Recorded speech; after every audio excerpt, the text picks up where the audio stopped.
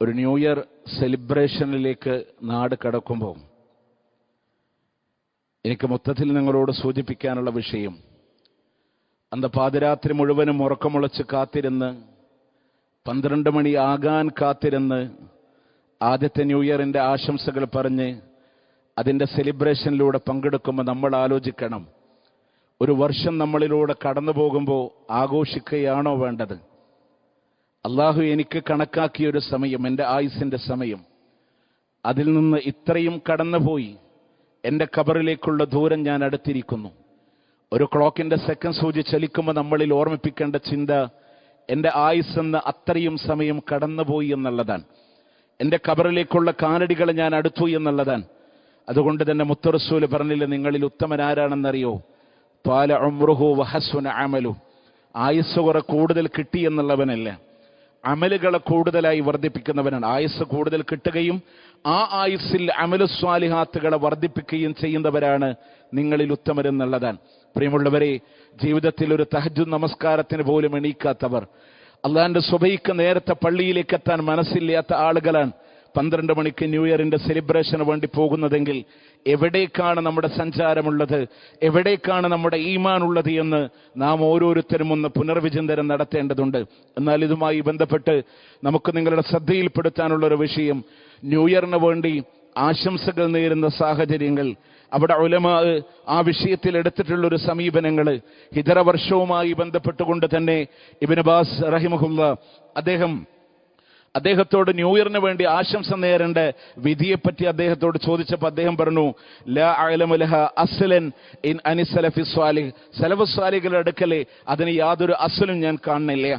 വലാ അഅലമു ശൈഅൻ മിന സുന്ന, സുന്നത്തിലൊന്നും ഞാൻ കണ്ടിട്ടില്ല. ഔ മിനൽ കിതാബിൽ അസീസ്, അല്ലാഹുവിന്റെ വേദഗ്രന്ഥത്തിൽ വിശുദ്ധ ഖുർആനിലും അതിന് യാതൊരു തെളിവും ഞാൻ കണ്ടിട്ടില്ല എന്നുള്ളതാണ്.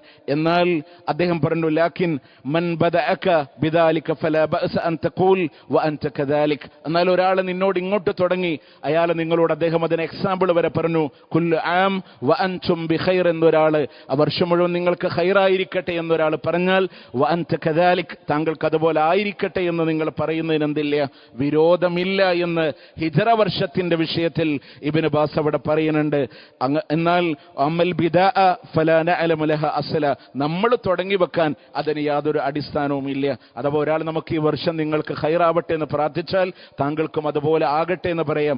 അതല്ലാതെ നമ്മൾ അങ്ങോട്ട് പോയിട്ട് പറയാൻ യാതൊരു അടിസ്ഥാനം പോലില്ല. ഇതുപോലും നമ്മൾ മനസ്സിലാക്കേണ്ട ഹിജറ വർഷത്തിന്റെ വിഷയത്തിലാണ് ഇത് വരുന്ന. ക്രിസ്താബ്ദാൻ ഹിജറ വർഷത്തിന്റെ വിഷയത്തിൽ പോലും ഇബ്നു ബാസ് പറയുന്നത് നമുക്കങ്ങനെ തുടങ്ങി വെക്കാൻ പോലും അധികാരമില്ല എന്നുള്ളതാണ്. അപ്പോൾ ഒരാൾ നമുക്ക് വേണ്ടി പ്രാർത്ഥിച്ചാൽ താങ്കൾക്കും അതുപോലെ ആകട്ടെ എന്ന് പറയാമെന്നല്ലാതെ ഈ ആശംസ നേരാൻ നടക്കലും. നമ്മൾ ഒരു കാര്യം കൂടെ മനസ്സിലാക്കേണ്ടതുണ്ട്, മറ്റുള്ള സെലിബ്രേഷനുകൾ ഇതിന്റെ പേരിൽ നമുക്ക് പഠിപ്പിക്കപ്പെട്ടിട്ടില്ല എന്ന ഹക്കിനെ, എന്ന യാഥാർത്ഥ്യത്തെ ഉൾക്കൊണ്ടുകൊണ്ട് തന്നെ ഇസ്ലാമിന്റെ ചട്ടക്കൂടിൽ ഒതുങ്ങി നിൽക്കാൻ, മറ്റുള്ള പാശ്ചാത്യന്റെ ആഘോഷങ്ങളിൽ മുഴുകി സമയം കളയേണ്ടവനല്ല മുഅ്മിൻ എന്നൊരു ചിന്താഗതി നമ്മുടെ മനസ്സുകളിലൂടെ കടന്നു വരണം. ഇശാ കഴിഞ്ഞാൽ കിടക്കാൻ നിർണയിക്കപ്പെട്ട സമയങ്ങളിലൂടെ കിടക്കാനും, രാത്രി നമസ്കാരത്തിന് സമയം കണ്ടെത്താനും, സുബഹികൾക്ക് നേരത്തെ ജമാഅത്തിനെത്താൻ കഴിയുന്ന ആളുകൾ അതിനുള്ള സമയം കണ്ടെത്താനും, ഓരോ സമയവും നമ്മുടെ ഖബറിലേക്കുള്ള പരലോകത്തേക്കുള്ള വിഭവങ്ങൾ ഒരുക്കി കൂട്ടാനും, ആയുസ്സിൽ അല്ലാഹു നിർണയിച്ച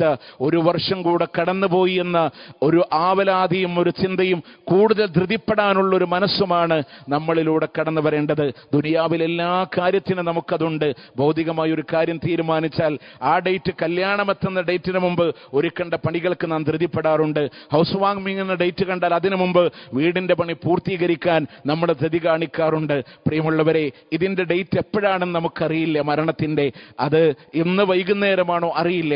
പക്ഷേ ക്ഷണിക്കാതെ കടന്നെത്തുന്ന അതിഥി നമ്മളിലേക്ക് വരുന്നതിന് മുമ്പ് ഏറ്റവും ധൃതിപ്പെട്ട് അതിനു വേണ്ടി തയ്യാറെടുക്കാൻ നമ്മൾ തയ്യാറാവുക. ഓരോ രാത്രികളും പശ്ചാത്തപിക്കുന്ന മനസ്സോടുകൂടെ സംഭവിച്ച തെറ്റുകളോട് പശ്ചാത്തപിച്ച് മുന്നോട്ട് പോവാൻ നമ്മൾ തയ്യാറാവുക. അല്ലാഹു അനുഗ്രഹിക്കുമാറാവട്ടെ.